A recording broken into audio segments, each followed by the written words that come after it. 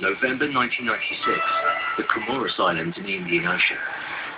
Sun-seeking tourists on the beach are about to have their teeth shattered.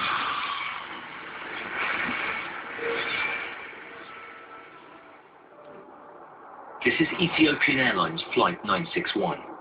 Its planned destination was Nairobi in Kenya. Its eventual destination, the Indian Ocean, just off the Comoros Islands. This is one of the largest aircraft flying, and for it to come down and to land in shallow waters off a beach is just something quite extraordinary. This tragic disaster resulted when 3 hijackers used an axe and a fire extinguisher to storm the cockpit and then demanded that the plane fly to Australia, far beyond its range. These hijackers wanted the airplane to fly a distance that literally the airplane couldn't fly. That if they tried to do that, they would run out of fuel and ditch in the ocean. Unknown to the hijackers, who have demanded that the plane turn away from the African coast and out across the open sea, the pilot has actually flown towards the Comoros Islands in the Indian Ocean.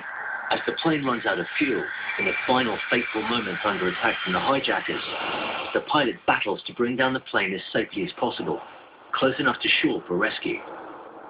Still, he's able to warn his terrified passengers to prepare for an emergency landing. What you're seeing when the aircraft wobbles and the wing hits the water and it begins to cartwheel and break apart, that's not pilot error, that's not a botched landing. What was going on there is you had hijackers and the pilots in the cockpit together fighting for control.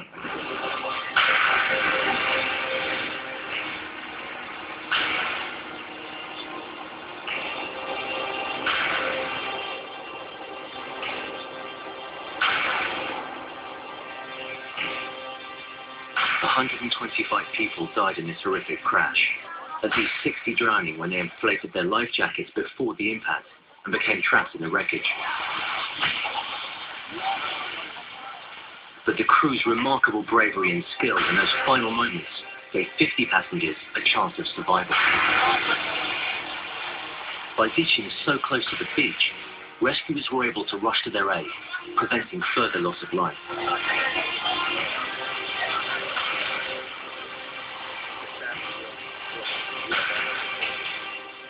The crew in the Ethiopian airplane did the very best that they could under extraordinary circumstances. I have a lot of respect for the way that they flew the airplane, and the fact that they were able to get people out was a testament to the professionalism of those pilots.